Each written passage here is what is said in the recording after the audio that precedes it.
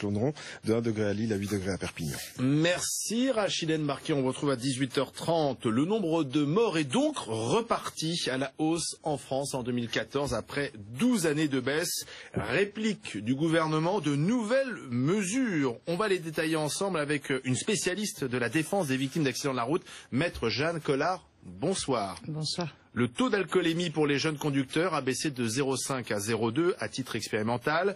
Les oreillettes, casques et écouteurs bientôt interdits au volant. Est-ce la bonne réponse?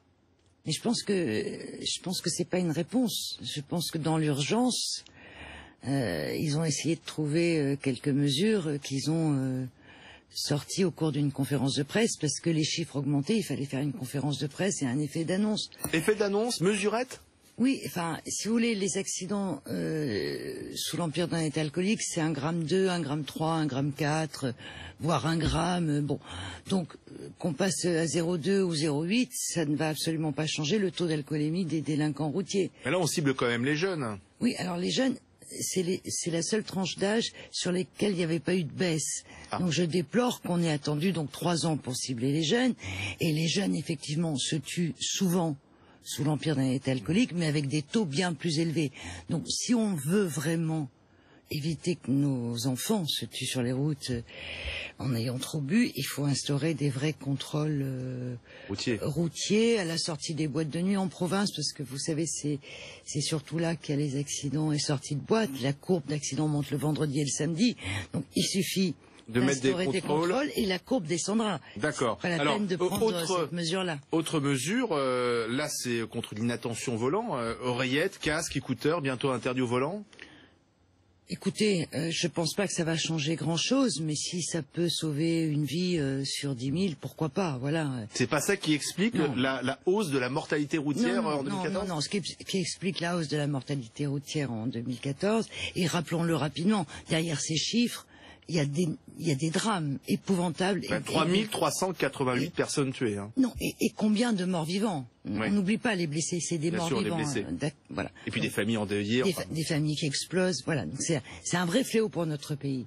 Et c'est un fléau dont personne s'est occupé, dont le gouvernement actuel et le gouvernement précédent, d'ailleurs, ne se sont pas occupés. On peut pas dire ça, parce que, écoutez, je regarde les chiffres de 1973, cette année-là, on avait battu un record, plus de 18 000 morts. C'est-à-dire que la mortalité sur les routes a été divisée par 5 en 40 ans. On peut pas dire qu'on ne fait rien. Non, la mortalité sur la route a été divisée uniquement à partir du moment où Jacques Chirac a déclaré que c'était une grande cause nationale, où il a instauré des radars, où il y a eu une véritable volonté gouvernementale, où les médias ont relégué ce combat, d'ailleurs. Parce que quasiment tout le temps, les médias parlaient du sujet, où la justice a suivi.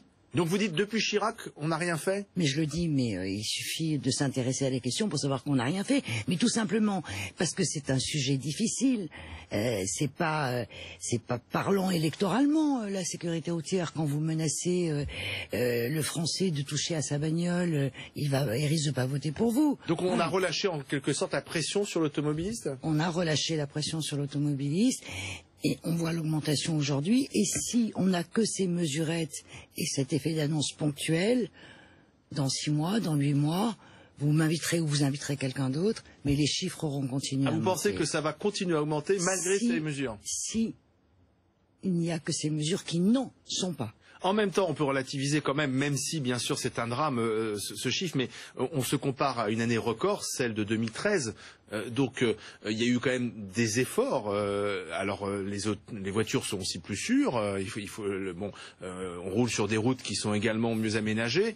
Il y a quand même, dans le sens de l'histoire, plutôt une évolution positive. Est-ce que vous croyez qu'on peut s'en contenter? Est-ce que vous croyez qu'on peut s'en contenter? On peut atteindre l'objectif fixé par le gouvernement, c'était de faire baisser à 2000 le nombre de morts sur les routes en 2020. Force est de constater que malheureusement, pour l'instant, il en est très loin. Qu'est-ce qu'il devrait faire le gouvernement, ce gouvernement Valls? Afficher une réelle volonté de prendre en main le problème de l'insécurité routière. Déjà, c'est important que les délinquants potentiels sachent qu'il y a une volonté gouvernementale de résoudre ce qui est un vrai fléau pour notre pays. créer une police de la route ou multiplier les contrôles, parce que malheureusement, c'est pas la répression pour la répression, voilà, mais malheureusement, la seule chose qui marche pour l'instant, c'est la répression, c'est la peur, voilà. Et puis instaurer des bourses pour les foyers défavorisés pour que les jeunes puissent être bien formés, etc. Que dites-vous simplement un mot à tous ceux qui disent que déjà avec le permis à points, les radars automatiques, la répression elle est là, hein, les Français au volant ils perdent des points tout le temps. Il faut croire que c'est pas suffisant. Plus de répression. Puisque les morts et les blessés augmentent. Maître Collard, merci d'être venu sur le plateau de BFM Story. Donc des mesures qui ne sont pas suffisantes pour vous, on l'a bien compris. Dans un instant, l'invité politique de BFM Story, c'est le secrétaire d'État chargé de la réforme de l'État, Thierry Mandon. On parlera avec lui.